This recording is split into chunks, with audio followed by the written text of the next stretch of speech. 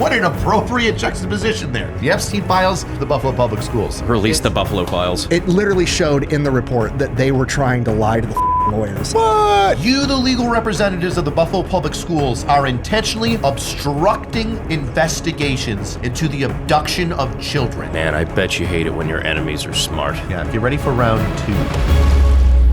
2. Say hi to Eli.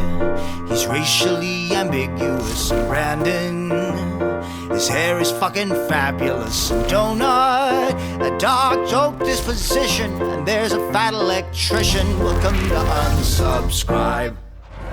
Yeah, no shit, right? Welcome to the absolute. You're ready? about to get Ed drenched in the mouth. That poor guy will never talk shit about a podcast ever again. He can get drenched. 3, 2, 1. Foul on 3.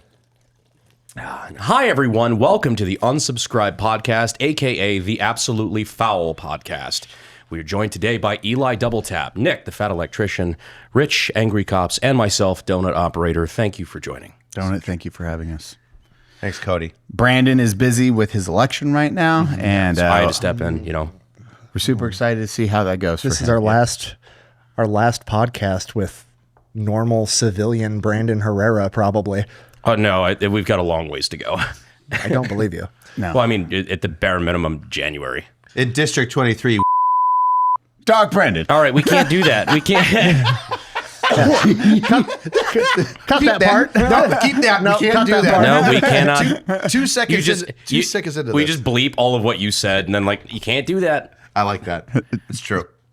Today we have an update because in the last couple of weeks, what was released, Mr. Rich? Oh, the findings of the law, not law enforcement, but the what's it called? Investigation. Yeah, I know the investigation, but the investigation was run by whom? Law firm. Law firm, thank you. Independent investigator. Yeah, an independent investigator, Hired by. the Buffalo Public School System, and this. How dare you? First of all, my mind's all erased. I have so many things that I want to go over that I can't think clearly. Basically, the long and the short of it is I came on this podcast and wept like a bitch for a couple minutes, and then told everybody how bad the Buffalo public school systems were. And then the news ridiculed me and said, "Look at this idiot talking about something that we should focus on, but we'll choose not to focus on." Look at this guy, and they have alcoholic beverages on the table, and he burped once. How dare We you. should ignore the allegations he's made as an SVU detective about the improprieties that are happening with our children in our public school systems. Right? God, he already sounds like he's going to be president. So, God, no, never. District 23 needs a president. And that man is Brandon Herrera.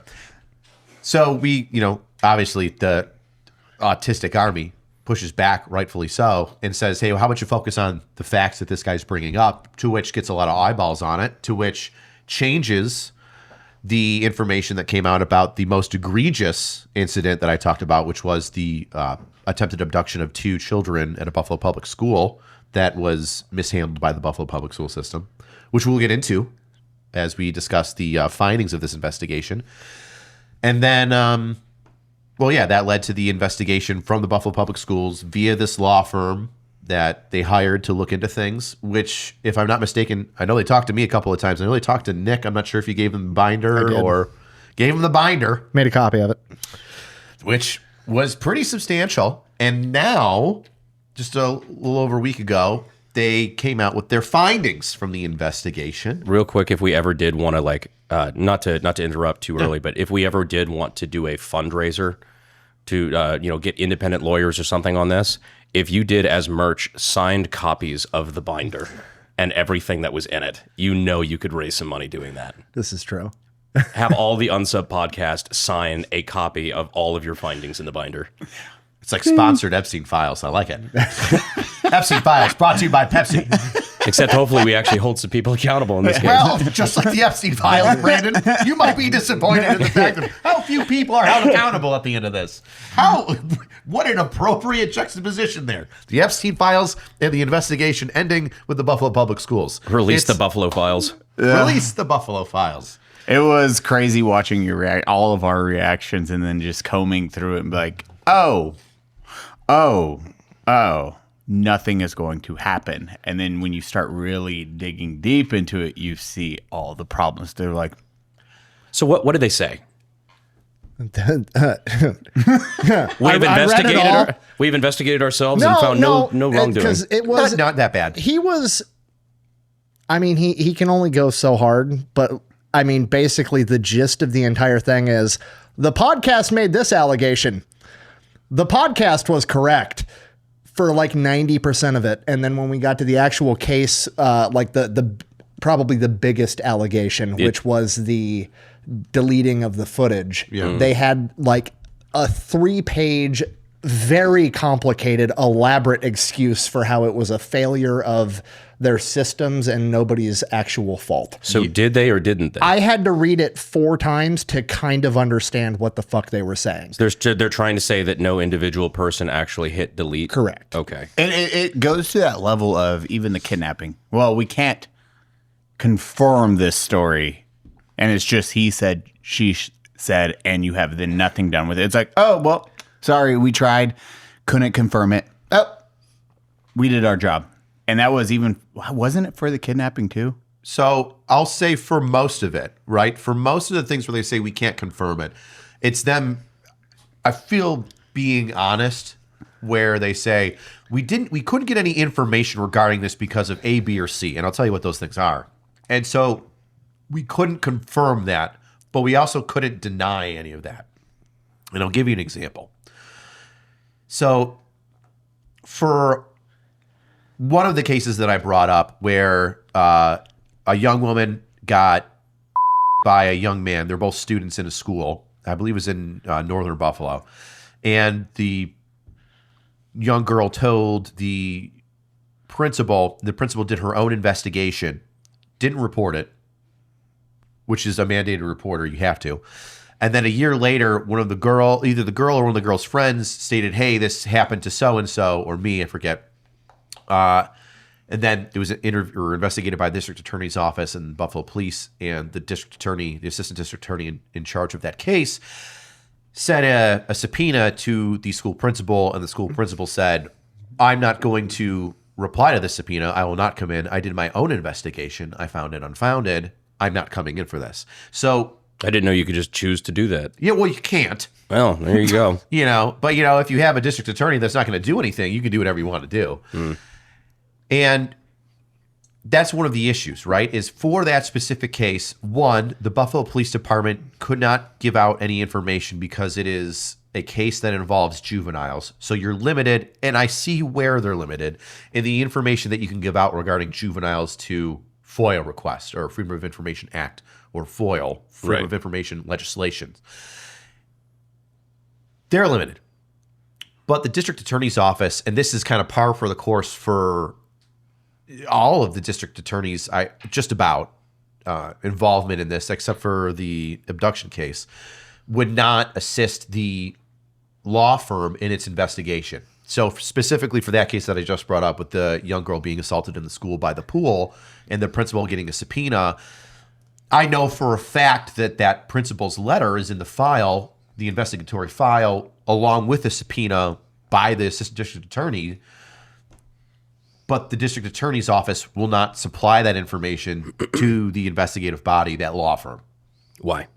God fucking knows. Because it makes them look bad? Because it probably does make the district attorney look as though, hey, my legal authority, I will not choose to enforce that legal authority that I was voted in for when it comes to the assault or the misrepresentation, underreporting assault of a child. Or specifically I'm not going to follow the law and answer your subpoena, which is insane. If you are the district attorney of an area and I'm some turd and you say, here's a subpoena to me, you have to show up. Yeah. And I go, fuck you, I'm not going to do it. And then you sit there with your thumb in your ass and go, well, I guess I'm not going to do anything.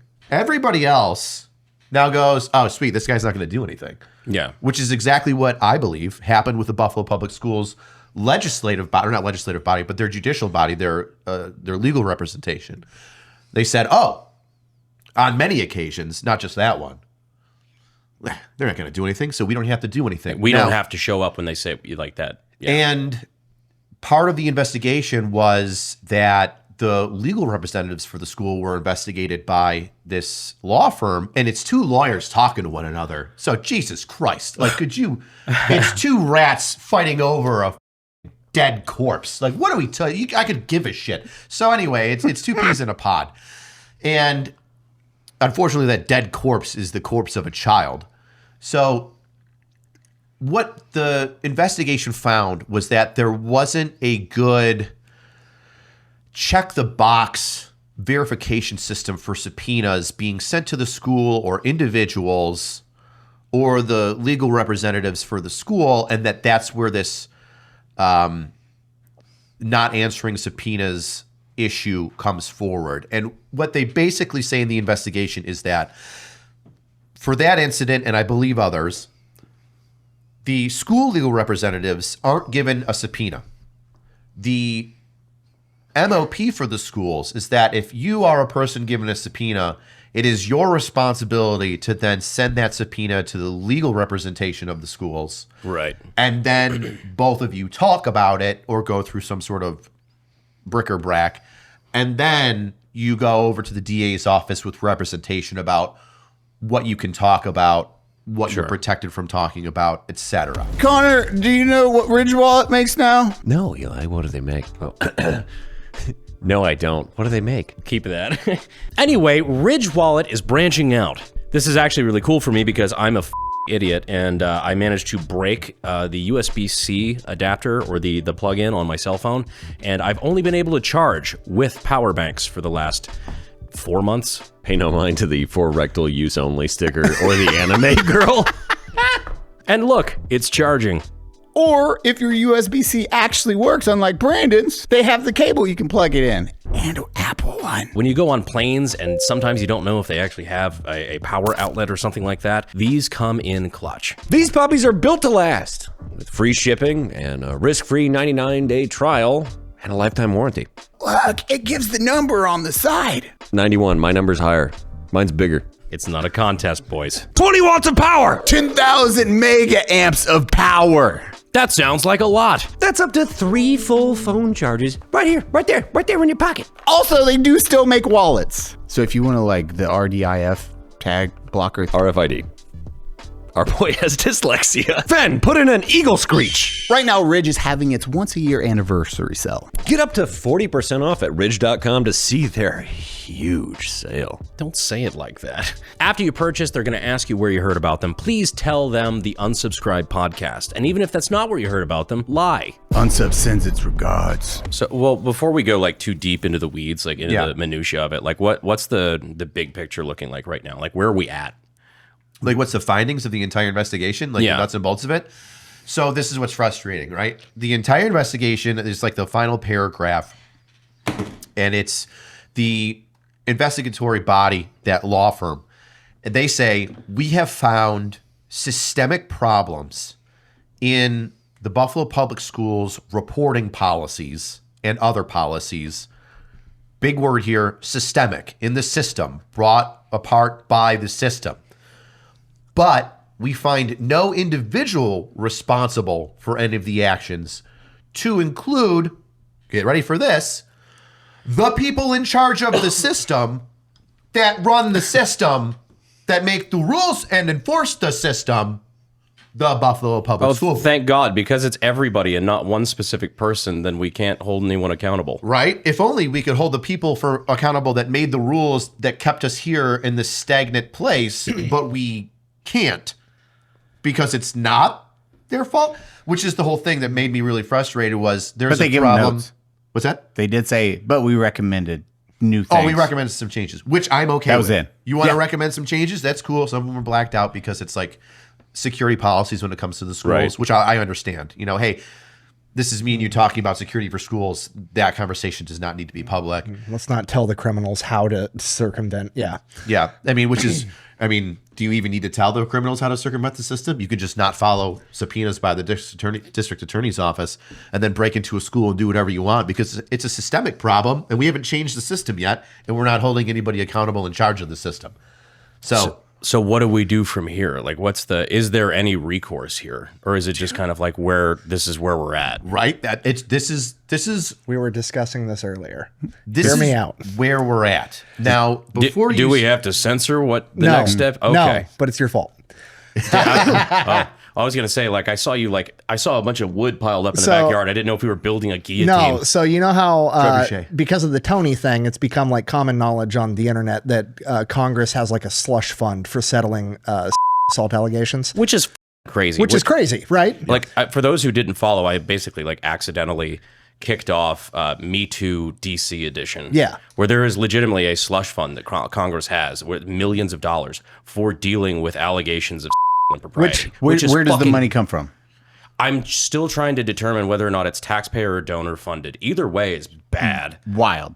Yeah. Yeah, it's not like, this is just a general fund that's set aside knowing the fact that, I'm sure people are accused of things they haven't done. But also just kind of the underlying assumption is, oh, well, we know congressmen are pieces of shit and we're going to have to defend these allegations at some point. So we'll keep a pool going for whenever that comes up. It's not a one-off where it's like, oh, we'll build this from a case-to-case basis. It's like, oh shit, John, who's a very innocent guy, he got hit with this. Hey, let's raise some money. This is, this is going to happen a lot. We'll have a well built for that, which is wild to do. That got me thinking about slush funds, and Unsub's been threatened to have been sued multiple times, not for sexual assault allegations, but for other things, mostly talking shit on the internet. Taxpayer-funded settlements. Jesus. Yeah. That's disgusting. And how much money? Just for reference, It's like 10, millions, 10 to 15 20? million. Yeah, and it varies on a year-to-year basis, but apparently in 2017, it was revealed that at least $300,000 in public funds had been used to settle harassment claims against congressional offices. Tony Gonzalez is looking at that like we got to bump those numbers up. Those are rookie numbers. So he's not going to have to worry about it much longer. Anal? Anyways, that got me thinking Unsub should just have a slush fund for next time we get threatened to get sued for, like, I don't know, calling out a school district or ruining a politician's career, because we're probably going to get sued at some point. We've had multiple threats already. I agree. Well, not only that, but also the... We doubled down on them. Yeah, well, what's funny is that these... like can't- the theater, like the theater that threatened to sue us, what they're used to Can dealing we say with... this now? Can we talk about this now? We can't talk about it yet, but a theater. Yeah. Okay. So we'll blank that out. But there was a theater that we had an issue with that is used to bullying starving artists and musicians and whatever, and they didn't realize every f***ing person on that stage is independently pretty well off. We can't be bullied like that. They're like, oh well, we're gonna sue you, and we're like, fucking bring it. We're bored. They got a hold of our agent, and our agent is like, if you guys don't do XYZ, they're going to involve lawyers and sue you. And our official response was, LOL, send it. Was that the actual response? Yes. Yeah. Hell yeah. Dude, if I was working on their end and I got that as a response, I'd be like, oh. They said, LOL, send it. Could you imagine that like in any other scenario? Like, America has requested our surrender. Tell them everywhere, Send it. Hurrah. I mean, it's any kind of battle. It is reading it. It's like, we're going to attack you. Be prepared. They get a note back. It's like, Dope. The pigeon said, have fun. Huh. All caps, LOL. Like, That's, well, maybe we talked. We might be making a mistake. they sent back an eggplant emoji. So the slush fund idea, which we still should do, also got me thinking, why doesn't Unsub just have our own PAC money for influencing politics and like doing legal stuff? We could have Come PAC, and then we could, I don't know, Citizens United. give money to whoever's running for district attorney of Erie County in New York. That's what I was gonna say. Like, really, and like, not even just like to prop up people, because like, I don't want any of the fucking money. No, like I want to use it to take down bad people. Exactly. Use it as like, oh, it's the asshole punishment fund. Yes, that's what I want. APF. I want to raise a PAC just so we're going to start with the DA, but it can just go from there. Like Yep. we could have a stamp of approval, and it's like the fist. I just like We don't have a stamp of approval. It's a mark of people we don't like. Oh, it God, just yeah. becomes a thing. Like whenever the black X on whenever it. we endorse somebody, they have an issue now. I mean, I love the idea of I think we should do it. Compact. Oh no! I hate how much Cum's terror. coming after me. Cum's on me, guys. They're on to me. Because we were talking, is like, do you just have a fund that just doesn't get taxed or touched and we build it? We don't know. We'd have to Yeah, do what that. can you do with PAC money once you like if you like There are a lot of organize restrictions. Yeah, I know there's a lot of rules with it. A lot of people use them as an opportunity because like there are max out amounts for different campaigns, and it's different state to state, and whether it's federal, state, local, whatever amounts that an individual can donate to a campaign. But you can do like people use PACs because there's no limit on what you can give to a PAC, at least in most cases. So like you can give, if I could only give $5,000 to you as a candidate, well, now I can give $100,000 to this PAC. The only thing is it's illegal for the candidate to conspire with the PAC. Like you can't have that direct communication like, oh yeah, donate to my PAC that I run. By the way, and the candidate have complete control over the advertisements, shit like that. Like they've got their own board, like it has to be separate. That being said, we're not collaborating with any politician. We're motherfucking them. So we're lasing targets. I feel like that's. What about you though? Would we have like if Is there a PAC that we could use that could support you? The Is there- CPAC? Is Yeah, there is there a a PAC we PAC could of some create sort? for Brandon? Well, I actually. There's got to be a PAC we could use. Yeah, there's got to be. A PAC out there. I did start a PAC at a certain point, or I wanted to, called a based PAC. Where we were just going to go and this is before I So thought on I the was gonna nose. run. I don't know if I like it, but it's so on the nose. Well, it's just going to be going, giving the good guys support and stuff like this. But it's also much more exciting to just punish bad people. I like that. Oh yeah. Punisher PAC. All right, Eli's sick. I got to do the ad today. Let's see how this goes. This video is brought to you by Pocket Hose. Ken, I know what you're thinking. Is this like the adult version of Dr. Seuss's Walk It in Your Pocket? No, it's not. It's a literal hose, not the kind that's going to get me in trouble with my wife later. Thankfully. All right, so now that we know that I'm actually talking about a literal hose that, you like transport water with and not hose, I'm actually going to have to sell you on something. So why do you want a pocket hose? Well, it's because it comes with this 360-degree swivel to prevent it from kinking, okay? Because at least in this instance, nobody likes a kinky hose. Hey, this bad boy's light, it's durable, it expands up to 75 feet, and regardless of context, everybody appreciates flexible hose. Hey, did I take this ad because I exclusively wanted to make jokes for a minute straight in the middle of a podcast? Well, yes, I did. Now, stay tuned to hear me read something verbatim. Why? Because I'm contractually obligated to. For a limited time, my listeners get a free pocket pivot with their 10-pattern sprayer with a purchase of any size copperhead hose. Text UPOD to 64,000. That's UPOD to 64,000. For your 2 free gifts with purchase, UPOD to 64,000. Message and data rates may apply. See terms for details. Pocket hose. The only hose Mrs. Fat Electrician is going to actually let me have. That's the ad. Goodbye. I may have looked into it, and the best I can tell, the most expensive district attorney race in Erie County history was right around $200,000. Oh, Lord. And it would make me very happy to come with more than that and just give him a message right as his campaign's spooling up. Congratulations, you're now involved in the most expensive DA race of all time. I hate how powerful CPAC Compact would get because I truly believe that can raise a lot. It could get dangerous really quickly. I mean, we got a couple years. Do you think CPAC, do you think Compact could change the election of the Erie County District Attorney's Office? I feel like it probably could. I feel like we could do that ourselves. We really could. That could get dangerous. But think about how much more we could fast. do. Yeah, because then it's actual change and it's going towards something, and then millions raised. I mean, really how hard would quickly. it be for the city of Buffalo and the people of Erie County to raise a little bit of money and be like, oh, hey, this guy's not working with trying to put, people who are abusing our children behind bars or holding the schools accountable. I mean, I feel like that's a pretty easy winnable race. Well, the thing is, you'd also want to find a candidate that you like.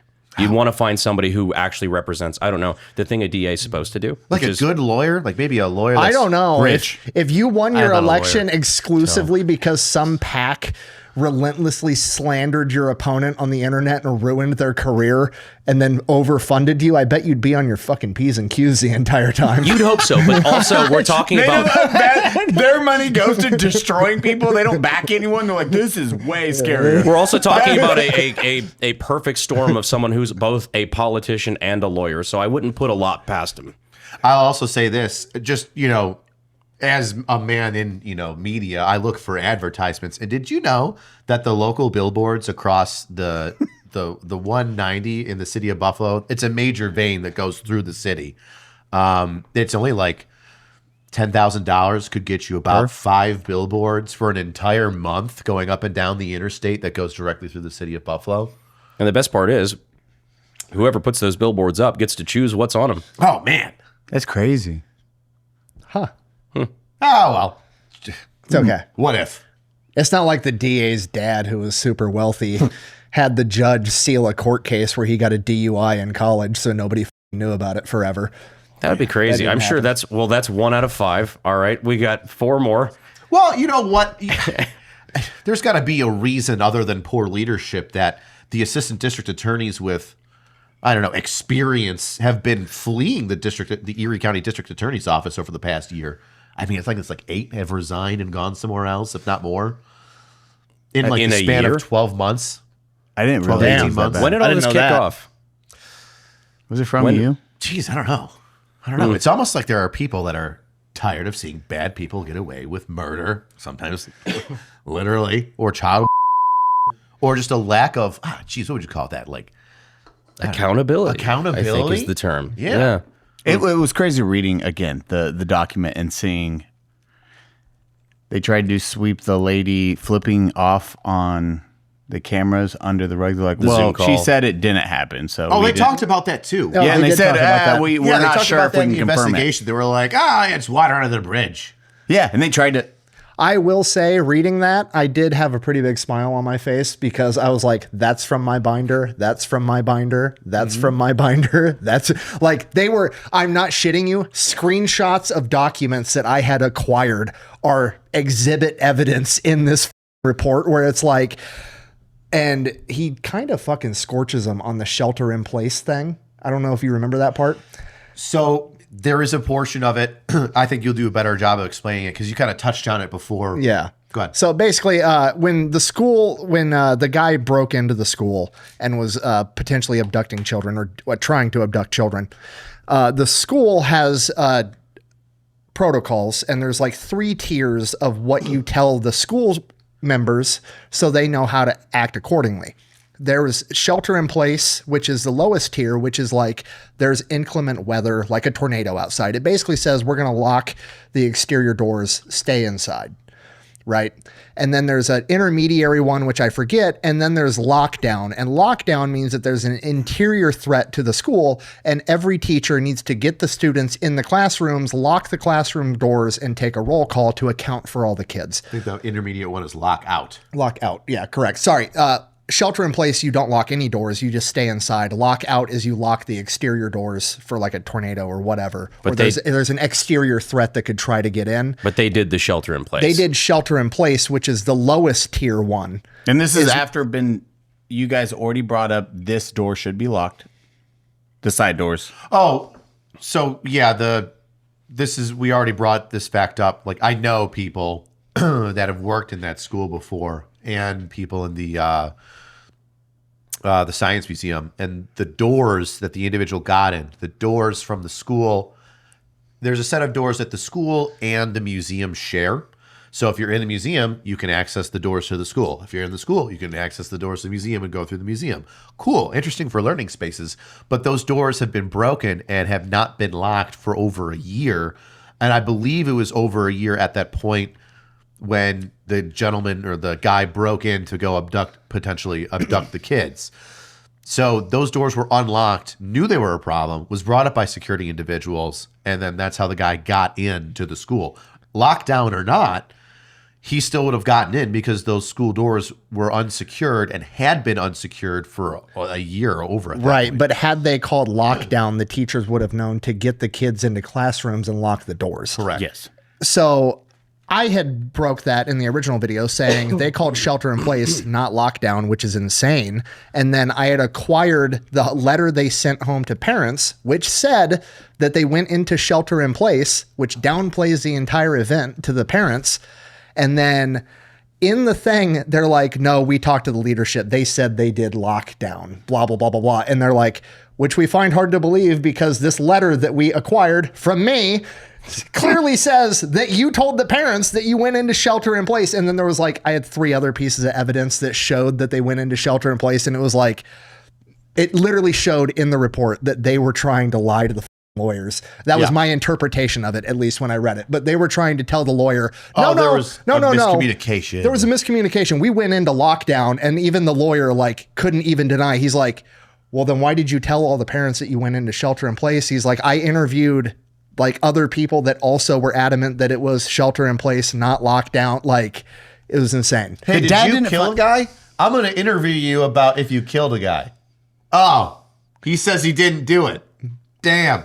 It's almost like you're the Buffalo Public Schools. And I'm like, did you f this up? And you're like, no. And I Well, go, I've got a letter okay. where you said you killed that guy. I have a letter shit. where you said you did it. What? Water under the bridge. Right. The dad didn't Children even under know. the bridge. Right? I found out from the video that my kids were potentially abducted. He found out from us? Basically, the podcast is what got him to get involved. And via either the podcast and his involvement, I forget which, but there was 2 months, I think he said, after the date. I thought it was like 6. It was I swore something- it was 6 is when I was like, I found out my kid was interacted with this. Period. Either way, months after the fact that the attempted abduction happened. Imagine finding out that your kids almost got abducted from strangers on the From internet. us. Yeah. Yeah, guys. I mean, really, yeah. Like, guys that belch on Terrifying, the yeah. internet, yeah. Oh, yeah. Foul people that, call out shitty. raise money for autism. How dare we? It's wild. Brandon, what kind of shirt is that? I'm glad you asked, Eli. This is a poncho. Brandon and I actually wear poncho so much we constantly end up wearing the same nice poncho shirt. Good thing nobody's ever pointed that out before. Now, if you guys have ever seen one of our live shows or this podcast in general, you'll see Brandon and I wearing these incredibly comfortable, great-looking shirts all the time. Finn, pull it up with pictures. They're literally always wearing the same shirt. I got turned on a poncho like a year ago. Been wearing them ever since. Personally prefer, I think this is the Western because it's got the pearl snaps.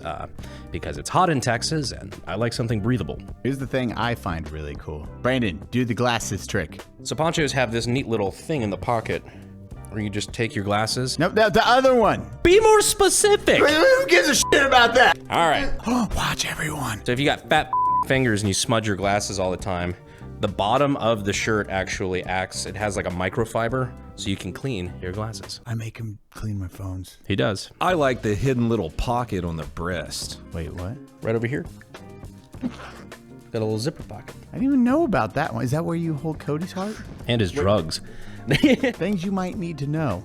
Poncho has put a lot of thought and detail into each one of their shirts. Oh, holy They're soft. They're really soft. Yo, what? That's my one thing is fabric sensitivity. I don't wear uncomfortable shirts. This is comfy as That's why we wear them all the time. So Poncho's got a bunch of great styles. The original, Western, denim, and ultralight. If you're looking for the perfect shirt, something breathable, and stands out in a good way, give Poncho a try. Go to ponchooutdoors.com/unsub and get $10 off your first order. That's PONCHO outdoors.com/unsub. Like that, they're reading that and going through it, and then again, nothing happens at the end of the day is when we all discuss like, hey, we should probably bring this up again because nothing's going to change. Okay, did you understand what the fuck they were trying to say in like the 3 pages where they articulate why the video got deleted or how it was misplaced? I had to read it 3 times, and I'm gonna be honest, I still don't completely understand what the fuck they're trying to say. So what it looked like to me is it was legal jargon gobbledygook for nobody's taking accountability, but because nobody's taking accountability, we don't have a finger to point, right? And I'll tell you this because when I read it, they were saying, okay, the school's point of view from this, and this is the legal, and we're going to get into this because there's an obstruction portion of this, which is huge, that if anybody gets anything out of this, the obstruction portion of this story is massive. So the school's complaint to the district attorney's office when they requested video of it was that the district attorney's request was too vague, and that the district attorney's request, the ADA that had the case, was we need all video camera footage regarding this incident, right? So while this investigation happens of the law firm looking into the school about the video footage that was like not totally sent over to the district attorney's office, their findings was... What do you mean not totally sent over?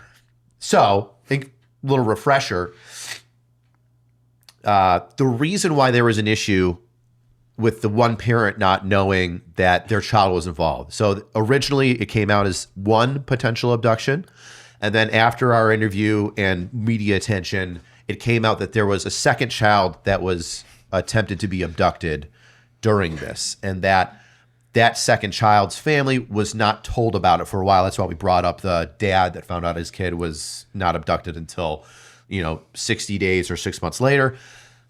And one of the issues with that, the main cause of that, was that the district attorney's office didn't have all of the video from the schools after they requested all the video from that incident. And it was only when somebody from the schools had good intentions and had previously recorded a portion from a specific video camera in the school showing the second child was being abducted, not just the first, but that there was a second involved, and then sent that to the district attorney's office, that then the district attorney reviewed that footage and said, oh my God, there's a second kid involved. So exactly what you said happened. Pretty much. Okay, so it's inexcusable that months after me as a parent coming to the school at night, coming to the school during the day, coming to the school every day, that I did not know that my son is one of the first persons that this person encountered. Months. And he's there apparently every day. And he's like, yo, what the So the investigation from the lawyer's office, the legal team, they find out that, and this is their response, is that the district attorney's request for video evidence of the entire incident was so vague that people who reviewed the video footage were like, oh, there's 3 cameras down this hallway. We'll give you 1 of the cameras. Even if all 3 of the video cameras recorded the incident at different angles and perhaps different times, we'll only give you 1. Is there a word for like when you want everything pertaining to something, or like all there's a word, all. Yeah. Involving the incident. We would like all video involving I'm sorry, the was that incident. too vague? All the footage is wild. They're like, oh, here, there's 3 cameras of this situation. We will provide all 3. Not like, well, we didn't know you wanted all 3 angles. That's If there's a lot. Forgive me for a moment. I'm going to spitball for a sec. If there is a break-in into a school and a child is nearly abducted by the person and that person assaults school staff, and then the district attorney's office, not the police, the district attorney's office says, give me all the video of this incident. To me, a reasonable person, I would be like, I want every camera from 10 minutes before this guy's on our soil to an hour after all the police leave. And we're going to give them all of those gigabytes of data. That sounds like all. That sounds like all. Yeah. I'm not going to delete any. I'm going into this like they asked for one thing. I'm going to give them everything. I'm definitely not the person to pick and choose what is good How evidence. the fuck is all too vague? I don't understand. I don't get it. I think it's specific. It's specific. I would like all of your camera footage from this time to that If time. I hold this up and Brandon asks me, how much of that did you drink, Nick? And I say, all of it. You're being too vague. The can's empty, dickheads. What are we talking about? Like, Well, get ready. Especially for a crime where it is, oh, they want that angle. It's not really good. Like, you know what? We need to prove that we did everything possible here. Well, I mean, it's not even that like the angle's not very You're good. not- So you left out a whole ass kid. you're not qualified to homeschool your kids. You need to send them to me because I'm a professional. Also, I don't know what the word all means. What are we talking about? Also, I forgot to mention your child was abducted. Also that. Yeah. Sorry about that, bro. So the Oh, schools, you wanted me to be accountable for all the kids? Oh, Are you sure? yeah, that's a great line to bring up. Hey, are you responsible for all the kids? Because what are you concerned, or do you not know what all means when it comes to children? It seems so. One of the parents was warned. That's all of them. That's not even bro, the kids should have told you. What the fuck? Which they Let did me try see. to blame the kids. Carry the one. They actually tried to blame the kids themselves. We thought the parents would talk or the children would say something. That was like one of the statements. I think that's like, I forget what that was about. But still sticking on the video thing. So the legal team looking into it, their findings were, hey, there's not like a specific MOP for evidence collection or video MOP? collection. manual of procedures, specifically written down on how they're supposed to retrieve it and give it to the Buffalo Police Department or the district attorney's office. And because that request was vague, they weren't really sure how to do all of it or whatever, right? So that's one of the things, and we've kind of hit on how ridiculous that is.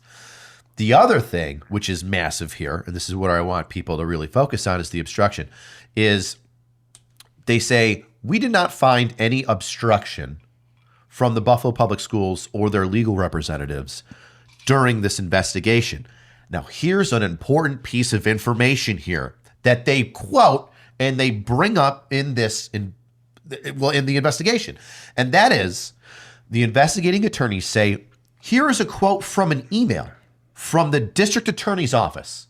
Quote, the assistant district attorney to the legal team representing the school of Buffalo City Schools. Your lack of transparency and hiding behind FERPA, which I'll get into in a second, and your inability to share requested subpoenaed evidence with us is obstructing our investigation. Well, that's an interesting choice of words. Which, and this is where I go nuts. Which the attorneys looking into the investigation, the investigating body says, although obstruction is a word commonly used in legal terms for preventing and an arrestable offense for preventing or obstructing an investigation, the district attorney's office, the lawyers, saying you're obstructing my investigation. That's not actually obstruction. That's just like they're using the term. They don't actually mean the word. They don't mean what they said they mean. Hey, dude, 100%.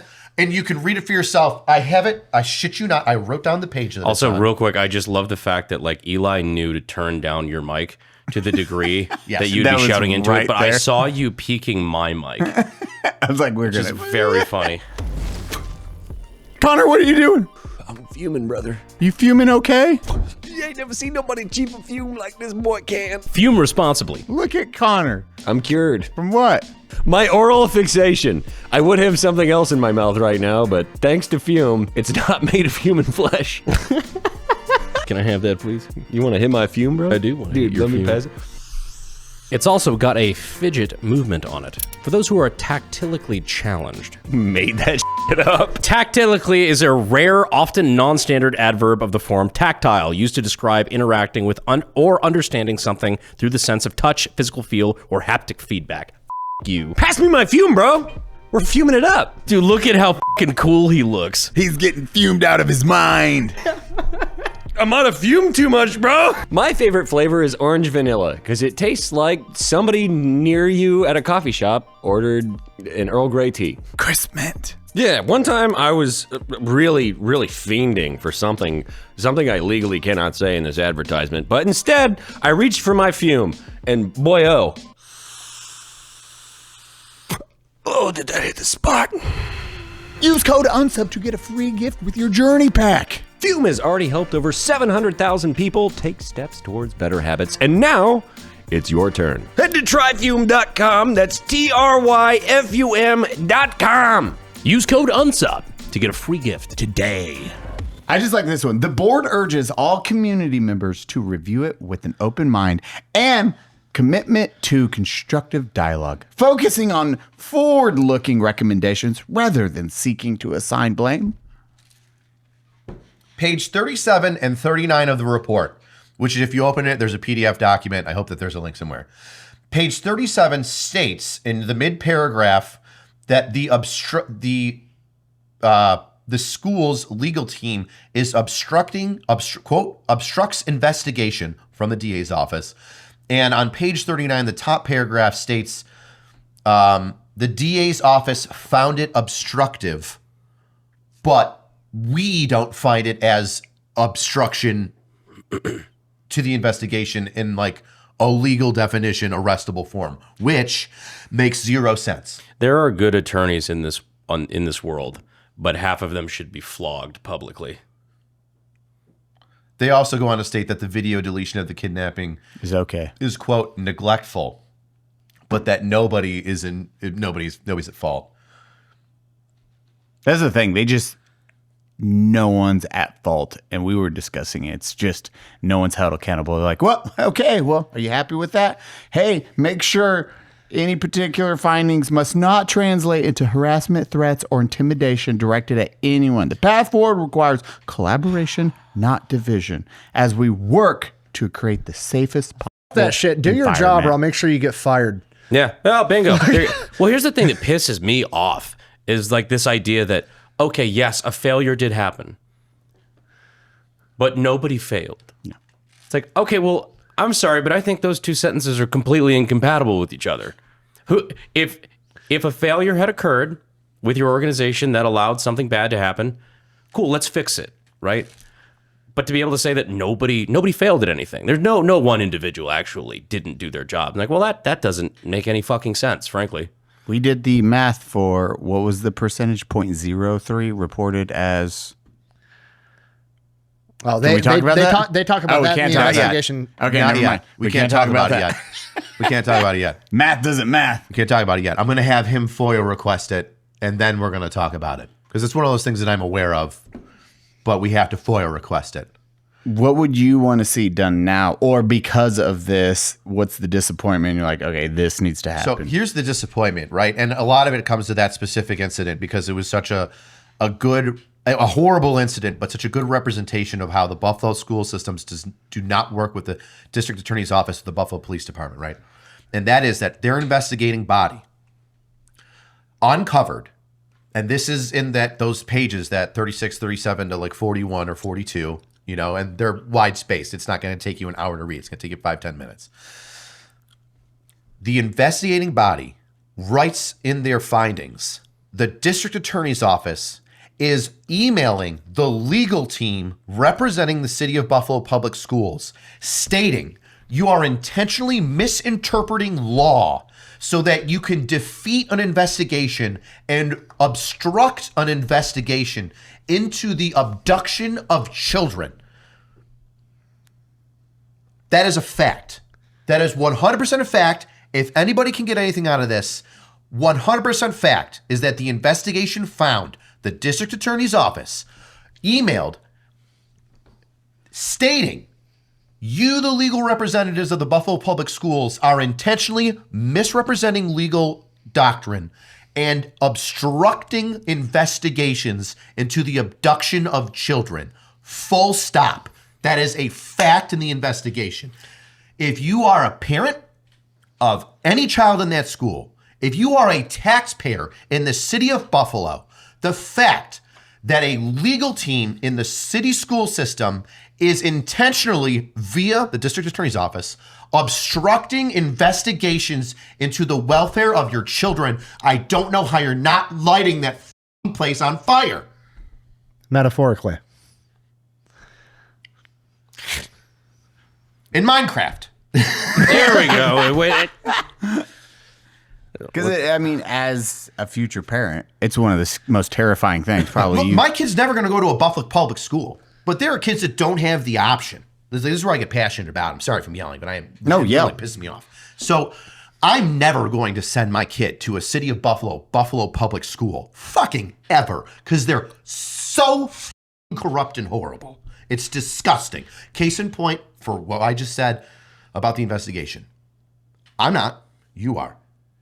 All those families that don't have an option to send their kids to public school, all those families that are working two jobs, that are trying to make ends meet, where you don't have a choice. You have to send them to public school. That's it. You're fucked. Unless. If you don't do anything. Yep. If you don't do anything. So if this is the time, if this is the moment where you're going to ignore all the evidence on the table and do absolutely nothing, Sounds like at the very least the DA needs to get shit canned. When's he up for election again? 3 years? No, it's sooner. It's in my phone. Like it's on 2.5? my calendar. I knew Nick would keep a tally. Yeah, we're looking at to see if anything changes. What do you do? What would you recommend for individuals? Because we found out it's way bigger than just Buffalo. Oh, yeah. During our time, it was like, holy shit, this is not just in Buffalo. Turns out incompetent government employees are everywhere. Yeah, if you're going to a public school, Light me on fire.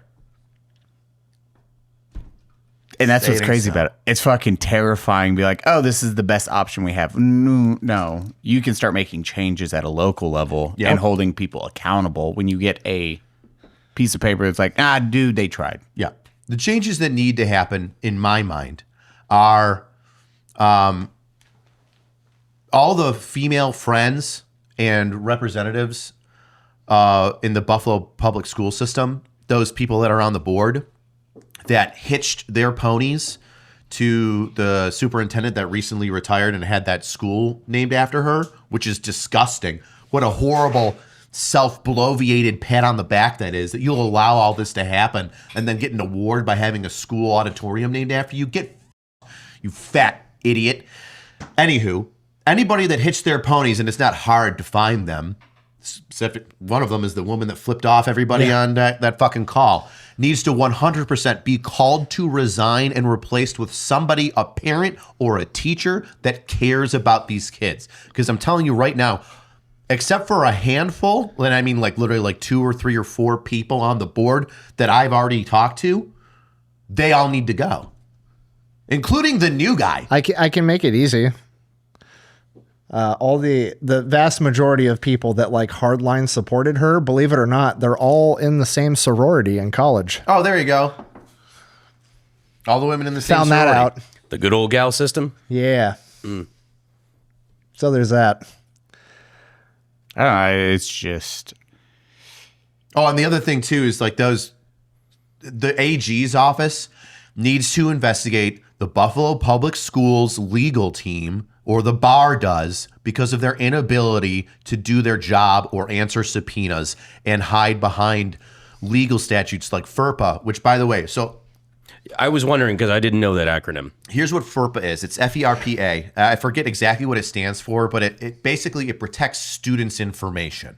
So if you're a dad of a child, you can request their information. If you're a stranger on the internet that like got upset about something, and maybe the kid's involved in some sort of like criminal aspect or is the victim of some sort of criminal aspect, and you like go to the school and say, I want that kid's information, the school can say no.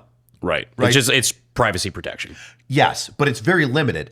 So FERPA is, I'm requesting Nick's grades, his report card, his attendance record. It's specifically for that. Yeah. That's what FERPA belongs to. Not criminal activity. So it doesn't mean that if you go to a school and you stab a kid, and then I come up as a Buffalo police officer asking your teacher or administrator of the school, what's your name and date of birth, they can't say, I can't give you that because it's FERPA. But what the Buffalo public school system is doing is literally, this is not an exaggeration, is literally in cases of violence and assault, be a student on student or assault when it's a student onto a teacher or a faculty member, to include people that clean up the schools, which happens, I will show up, or other detectives will show up, or officers will show up and say, hey, school, we need the name of the student that assaulted Jimmy the janitor and broke his mouth wide open and sent him to the hospital. But what's happening is the school is saying, no, we can't give you that information because it's FERPA. And what happened in the investigation with the kids being abducted is exactly that. The Buffalo schools, or the Buffalo Police Department and the district attorney's office, said we need the information to the victims. Who was there? Who were the children that were in the classrooms that he got into? Because he got into classrooms and like poked his head in and was just like, hey, what's going on? And then like got assaulted and got. They ever sorry to derail a little bit. Did they ever figure out what his deal was? Like why he was there? He had schizophrenic break. Okay. He was driving himself to the hospital after making contact with officers in an adjoining town, and then he was 2 stops away from going to the hospital and decided that, well, Better pop into a school. better pop into a school. And FERPA's what saved. The parents didn't get noticed because of that. So what the Wait, well, schools? I would have thought that the parents would have been. No, because it was responsible of the school. They decided not to. Then if FERPA didn't exist for that specific reason, it's like, hey, it's a crime. This does not exist. Then the police would have reached out, hey, here, this is what happened. And none of that happened. Feel it, Oh my God, it's the perfect jeans. right? I can leave. Brandon, feel it. Get on his shoulders. Up here, big boy. Try the perfect jeans out as earmuffs. Brandon, how perfect are they? Feels like the perfect jeans. They're so flexible. I'm fat. I can actually do squats on them. Usually that's an issue. I'm not kidding. I'm picturing you doing squats in the gym with these jeans. I could. Dude, they are like. Eli's just mogging on the audience right now. Finn, make my dick talk. 자러 가야겠다. 네가 늦게 왔잖아. Now you're watching the ad, and pants season is almost here. It's always pants season if you're an adult. It's August in Texas. We're all wearing jeans. The perfect jeans. That's right. Today we're talking about the perfect jean. Brandon, how'd my jeans feel on your neck? Feels like I need to talk to HR. But they were comfortable, right? Absolutely. This brand, the perfect jean. It's actually perfect. It's real denim, but not the heavy stuff. I just like how they finally say that we can say F your khakis, which works great pretty much everywhere except for Boston, I'm sure. Just means the valet is quitting. For a limited time, our listeners get 15% off their first order plus free shipping at theperfectjean.nyc. Or Google the perfect jean and use code UNSUB15 to get 15% off. It's finally time to stop crushing your balls and wear comfortable jeans by going to theperfectjean.nyc. Our listeners get 15% off their first order plus free shipping. It's lighter, softer, stretchier, and it's not a sex toy. Not with that attitude. Use that one, Finn. And again, that's free returns, free exchanges when you use code UNSUB15 at checkout. That's 15% off at checkout for the perfect jeans. Connor loves perfect jeans. He does. They fit him really nice. Oh, pants. So what happened is the attempted abduction occurs. The Buffalo police and the district attorney's office go, hey, school, give me the names of the people that were involved to include the children, specifically the children, because these are crimes that are against children. And the school said, no, we refuse to give you the names of any victims from the school that are juveniles, which is the whole point where we're there to protect the kids, because of FERPA. So the school was intentionally using FERPA, where I'm a stranger, I can't request your report cards, or Right. if you're tardy to class, to say, during a criminal investigation, I can refuse to give you the names of the victim children in this crime. Which Which is a horrible Which is representation insane. of what Like, FERPA is. Because it makes you wonder, who's the legal entity responsible for deciding what? Like, No, that was their interpretation, which was wrong. so there's no oversight on that? They could just decide that? Well, that's why the district attorney's office said you are intentionally misusing FERPA and obstructing this case, which is where this whole obstruction thing happens.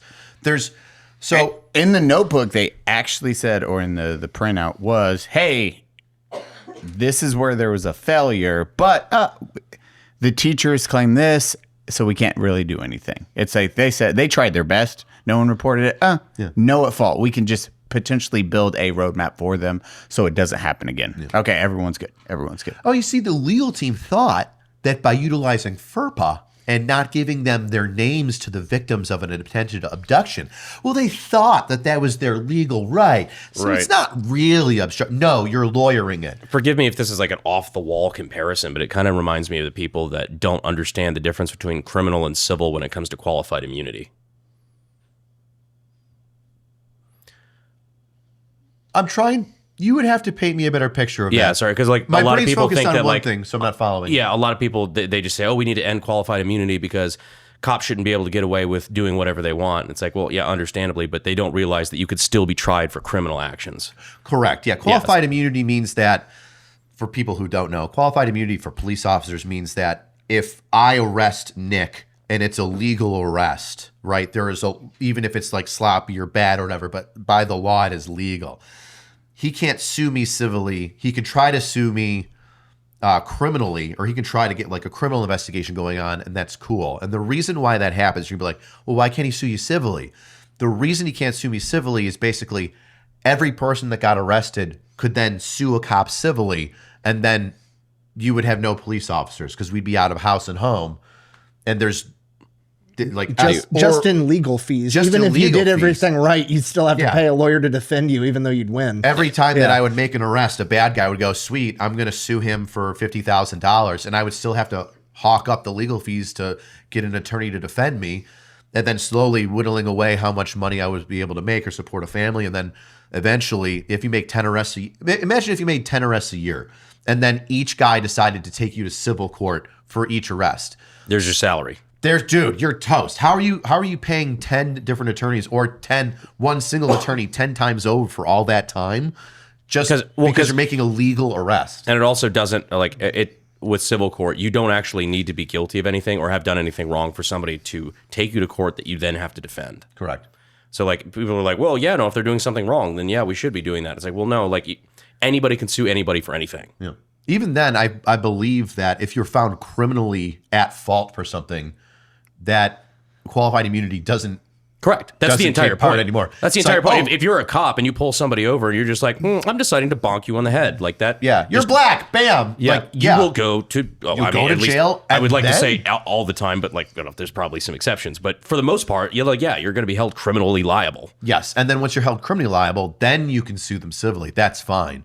Qualified immunity just means if I'm doing my job in the legal manner of which it's supposed to be, then you can't just sue me civilly, which would be like a way of intimidation. Yeah, but maybe that wasn't the best comparison, but it's what their interpretation of is FERPA.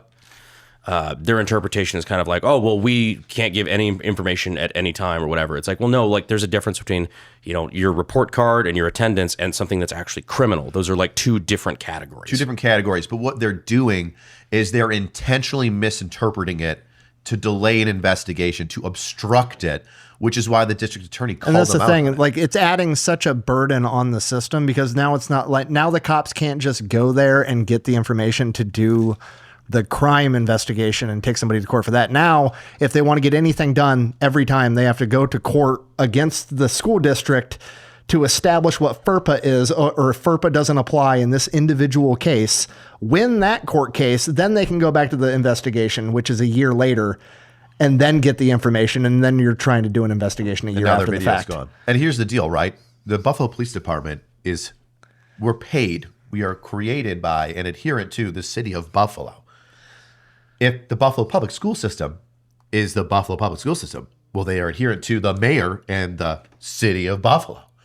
So if we both work under the same entity, why is it that I need a subpoena from Buffalo Entity 1 to Buffalo Entity 2 to get the surveillance footage when a crime is committed on Buffalo public property? Yeah, it's not like you're talking to like two different companies talking to each other. It's like, no, I work in marketing. I'm just trying to get an answer from accounting. Yeah. Like we're the same. I'm not talking to a private school. I'm talking to a city of Buffalo public school. Why is this so difficult? Why is this so difficult? And the biggest thing, which is just the glowing red nose on Rudolph here, is the fact that the district attorney's office called out the legal representatives for the Buffalo Public Schools on obstruction, on intentionally misinterpreting law to prevent victims' information from being shared with the district attorney's office who represents victims of crimes.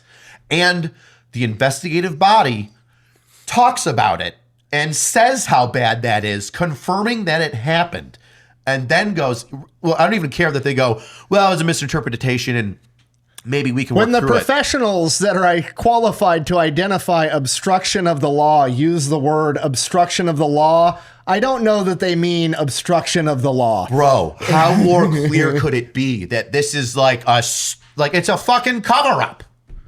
And nothing's done. I mean, maybe not the legal investigators covering it for them, but I mean the schools and their legal team trying to cover up the mistakes that they've been making. So what are next steps? We need to get people fired. Fuck it. I'm going to start putting names out. I don't give a shit. We can't do anything. Like that's the shitty part. Is it's like we can get the DA removed and stuff like that. But I mean, as far as like, it's one of those things where it's like, I can't do anything for you if you're not willing to do anything for yourself. Yeah. I can throw the rope down to you, but if you're not willing to grab the rope and pull yourself up, I can't save you. So, I mean, at this point, it's on the parents to actually go out and defend your fucking kids. And if they don't want to do it, I can only do so much for everyone. It's not even the parents. It's City of Buffalo taxpayers, period. Your tax money is going to a corrupt legal representative, legal representative for the Buffalo. I don't know. It's going to some really shitty lawyers that are protecting the schools, to include the school board. The two issues are bad lawyers that your tax money is going to protect bad Buffalo Public School board members, and both of those people are preventing your children from being protected and secure in Buffalo Public Schools. Wasn't there something shady about the lawyer too? I don't remember. I feel like I read that in the binder. There was there's connections where a lot of the Tell me how did it work? I think it was something along the lines of like a significant amount of the lawyers that had worked at Buffalo Public Schools as employees would then get jobs and go work at this law firm that is then contracted out. I'd have to double check in the binder, but like they're like heavily connected in the school system essentially. And it is. It's just if you're a parent, future parent, you actually have to step up and cause a ruckus. Like, hey, what the if you read that paperwork, that's the biggest thing. Read that doc they released. Oh, yeah. And now go into it with Richard has everything that shows, hey, this is actually what happened. It's not a he said, she said, and they try to use that. It's like, oh, well, we couldn't confirm on the other side, so there's no fault. Because that's a lot of that article is, well, we tried. And the thing that is frustrating about that we tried, which I talked about earlier, is I understand the Buffalo Police Department's side of things where, hey, there's a juvenile involved in this. We can't share the juvenile's information. And I would hope that they could still share the narrative of the reports, right? So the narrative of report are at such and such a time, at such and such a place. Subject A talked to subject B and did XYZ, right? I would hope that they could redact those, the juvenile information, but still keep the narrative of what occurred and the location, which would show you the location of the school, right? The school's address. That is what I would hope the Buffalo Police Department would do. It is frustrating that the district attorney's office has not overturned, to my knowledge, other than I think that one email regarding the attempted abduction, it has not overturned any of their investigative findings regarding some of the specific incidents, to which I know, because talking with some of the media, where they asked me, does this involve such and such? And I would say yes, because I know what it is. And they were like, cool, that's call number 25 dash insert numbers, right? And I'll go, okay, cool. And they would say, all right, well, these are the people that are involved. This is what happens. This is the incident you're talking about. I'd say, yeah, that's the incident. And they're like, well, we've got the call number. And then the district attorney's office will be like, no, we can't give you any of the information that we found during our investigation for that. This is a thing where, again, I don't know if you can talk about it. We can delete this part, but it is to a fact where there is absolute lies on that documentation when you're like, what? No, this exists. This evidence exists. I know of incidents, and I know of them. And there are people in the media that have reached out to me, and they have confirmed them with me, right? Through their investigation, through their FOIA requests, they said, are these some of the issues or the incidents where some of the issues are coming from? And I say yes. So if you can get the call numbers and the incident reports for incidents occurring at school addresses, which are FOIA-able, totally FOIA-able. This is not new information. You'll be able to discern if there is a lack of reporting. So I'll give you an example of what you can request. Let's say that you wanted to find out if reports were not being done appropriately, right? How do you look for something that isn't there? I think is maybe kind of like the question you might be asking. Yeah. You'd have to compare it to two things. What you'd have to do is you'd have to request for 911 dispatch calls, right, to a school, or you could request for a year's worth of 911 dispatch calls that would say school other, school whatever. School other is the biggest issue because that's the one where they hide the bullshit, right? Right. It doesn't say school assault, it doesn't say school whatever, it says school other, which is where you can hide it because it's doesn't. What does other mean? It can mean whatever you want. And it also doesn't say assault and flash up with a red flag saying something bad happened, right? That's where they hide stuff. So you could request the 911 dispatch calls or CAD, computer-aided dispatch, which is the what would pop up on our computer when we go to a call. You could request all of those school other calls. And then taking all of those CD numbers, which is case numbers, let's make it a lot. Let's say it's like 500 calls in a year to the schools. I don't think it's that many, but no, it probably would be. It was something like that, yeah. Yeah, because it's like 7,000. Anyway, so let's say you get 14,000. Yeah, let's say you get 500 calls for 1 year or 6 months. Just make it a couple months, right, to narrow down your investigation before I even went on my thing, which I have more information to tell you about after our thing and how things continued. So you would request from a time period, I want all the calls, the dispatched calls. Yeah, but what do you mean by all? Yeah, right. What do you mean by all? So you would FOIA the dispatched calls that came out as school other. FOIA request all those calls dispatched out on CAD or radio runs, however you want to describe it. And then you could request all of the reports for those calls. Now, if a computer-aided dispatch call, right, comes out, then it says, hey, call 30, this call started at 10 in the morning, and car 411 goes to that call, right? The description of the call is school other. Additional information in that dispatch call is assault, student on student, which you'll find. If you requested the 1375 or the police report for that call, you would be surprised at how from assault, student on student, there is no police report for it. Now, let me ask you this hypothetical question. So if they're hit with this will be like, hey, and then these are the ones that have actual reports or nothing. Hey, What is the reason for no police report? that's a good question. Brandon, that is the golden Gosh, question. That's the golden goose right there. So what you'll find is potentially, if you have a call, and you'll see them, I assume, maybe. If you get a call where it says offense occurred between two students, or let's even just say an assault happened between a student and a teacher, and you don't have a police report for that, do you think that a detective in the Special Victims Unit is going to know that that assault occurred?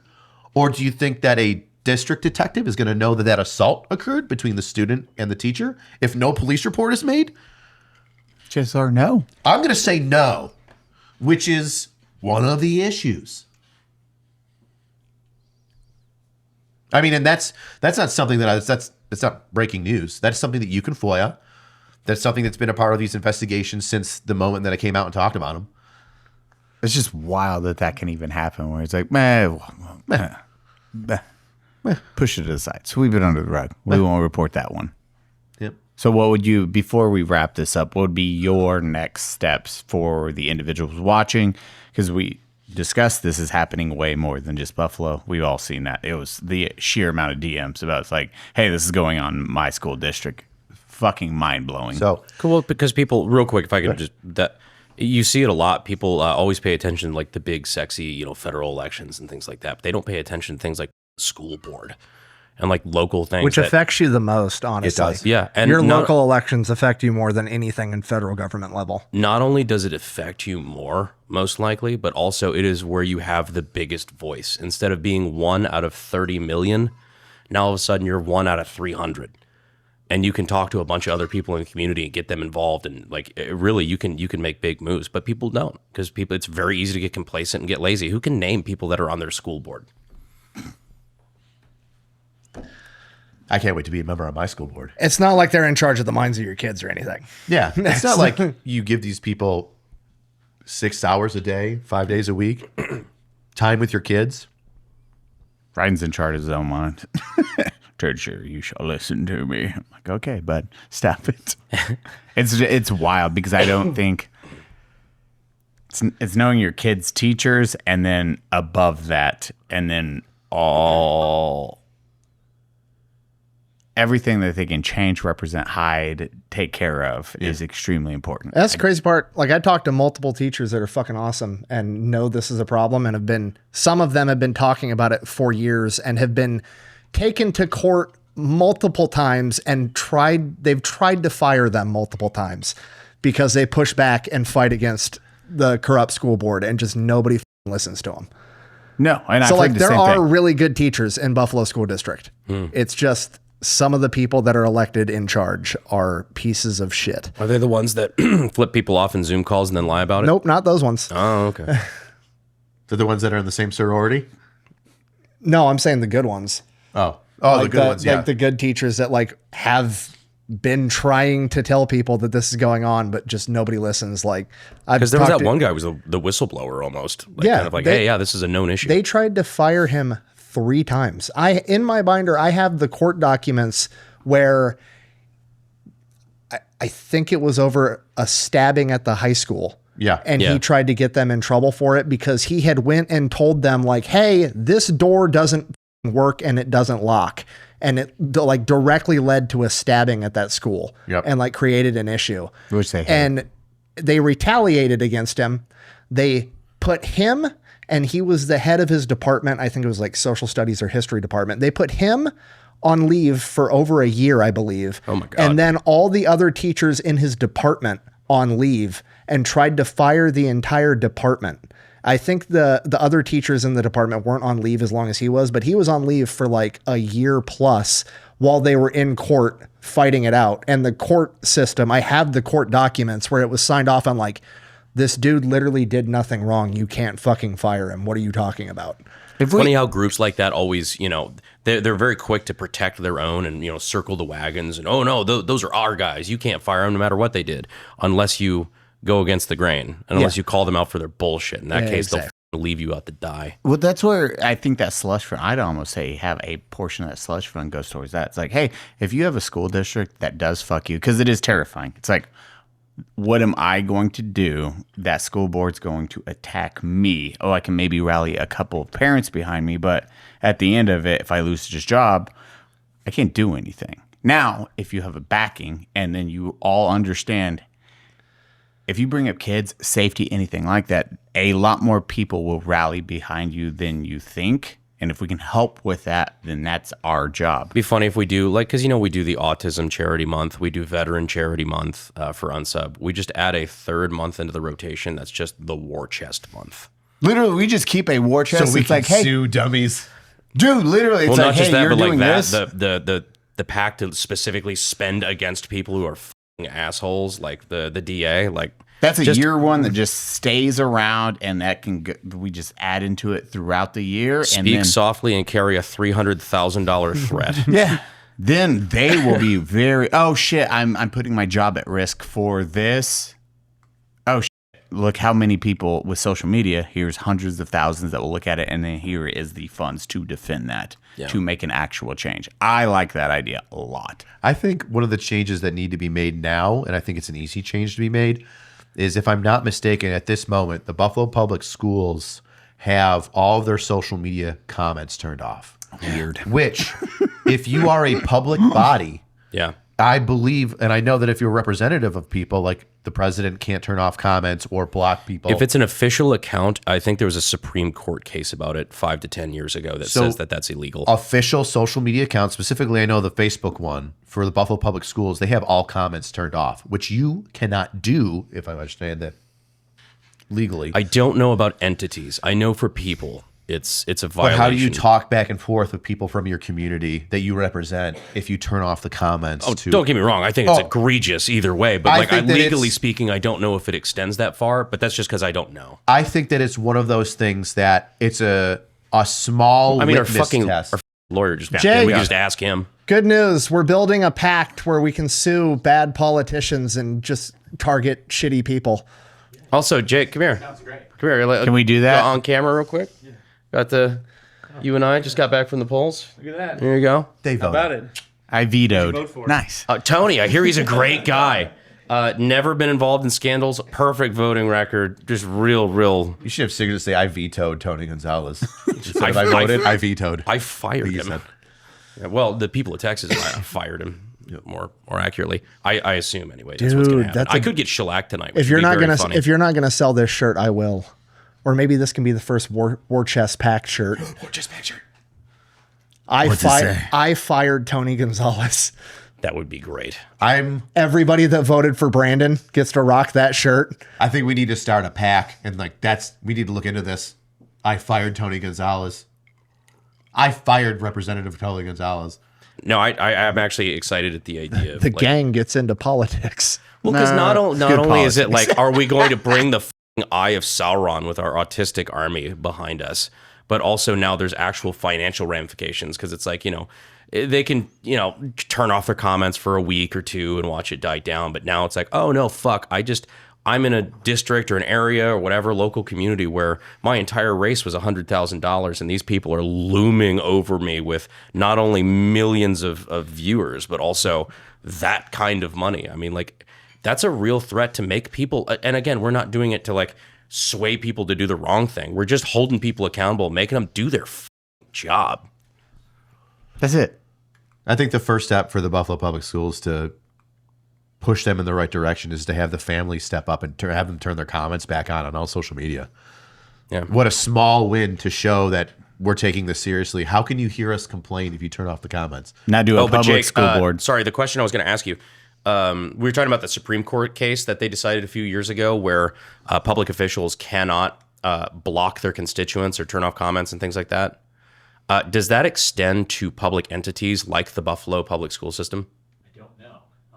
That was my answer as well. Yeah. I'm not federally, sure. if you could yell the DOD or DOW and they can't block you, I would assume that could still be for smaller entities at the state and local level. Obviously, they limited to the state and local level, the people that they represent, or that pay the taxes to keep that place going. It would make sense, but I don't know the answer. It depends on how it was litigated.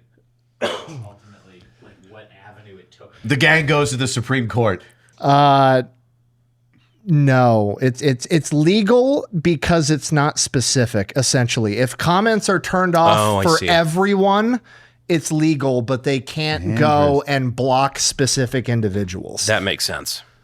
So as long as they're treating everyone like shit equally, it's okay. Which seems like that's what they're doing, which is why I'm saying people of the city of Buffalo rise up and have them turn their comments back on. How did they do the public board but then closed it? Honestly, if I was a parent in Buffalo Public Schools, here's what I would do, because the only thing these people care about is money.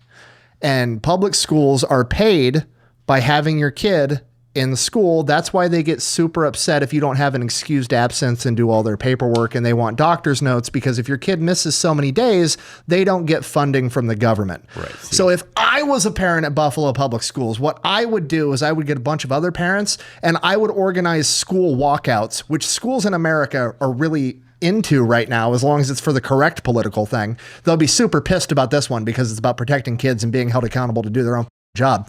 They'll be mad. But I would organize school walkouts so your kids just don't go to school every Monday all fucking year long until they fix their shit, and then they're not getting paid. That's what I would do. Dude, a week walkout would fucking crucify. Even here's the thing too. Wednesday walkouts? No, if you did a week, rhymes. Monday, Tuesday, and Wednesday calls are happening. It doesn't even need to be. It doesn't even need to be everybody. Even if you got 20% of the school body to just like, no, my kid's not coming in today. I will Why? say Is he sick? They couldn't fight back against it without talking about the reason. Yep. That's the big one. Is they can't try to motherfuck the parents of these kids like, oh well, this. If it's a lot of them, and B, they would have to say the reason that they're protesting. What are they going to do? Call the cops? And not talk to us at all about anything? It would be school. We get more school others. Because they have to call a truancy officer. It would be super weird if half of the Buffalo school kids didn't go to school and the school got mad and called the cops because the parents weren't having excused absences for school, which is illegal. So they called Buffalo Police Department, and the Buffalo Police Department said, no, you can't tell me who the kids are that aren't showing up, because that would be a violation of FERPA. Boom. So you can't share that information with me. Sorry, can't help you. Click. See how that logic goes? I mean, I'm correct, isn't it? They can't share that information with you. That's FERPA. I mean, that's their stance. That's their interpretation Nicholas. of it. That's their stance. I didn't say that. That's just using their legal jargon against them, or I mean, with them, because that's what they want. They want that. They want that. I like that a lot. I mean, that's what I would do if it was my kids. I mean, any other last pieces of advice, Mr. Richard, from what you're dealing with? Yeah, this isn't That's the end. a really good. That is what Nick has gold. You can replay that back a couple times. Man, the really good idea. the next time you get hurt, they're fucked. I'm planning on getting hurt right around November 2028. I got a date with somebody. Yeah, I'll have a re-election. The other thing is, I've unfortunately planned on the investigation not holding people accountable. So I have more information that I'll be sharing at a later date that I have to make sure is collected appropriately within my bounds as a citizen, and then I will be sharing that. Man, I bet you hate it when your enemies are smart. Yeah, get ready for round 2. 5. Well, yeah. Listen, whatever round it is, get ready, because it's going to upset you almost as much, if not more, because I told you about it already. Mm-hmm.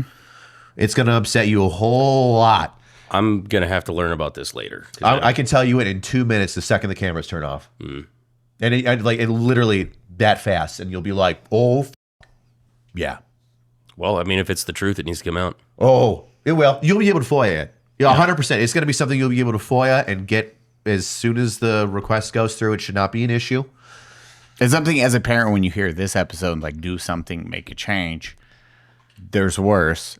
If you don't do something and then you hear that, you're like, fuck, I should have done it then. Yeah. Why did I wait? Get involved now and allow this to snowball in a good way. Yep. Brandon, Brandon, you want to We're close just this out? blending together at this point. Understand. Congressman Donut, Yeah. Herrera operator. close us out. Brandy Haronut. Bronut. Thank you guys for joining the Unsubscribed Podcast, aka the Absolutely Foul Podcast. I was joined today by Eli Doubletap, Nick the Fat Electrician, Rich Angry Cops, and myself, Bronut Operator. Yeah. Thank you guys so much, and we'll see you next time. We love you.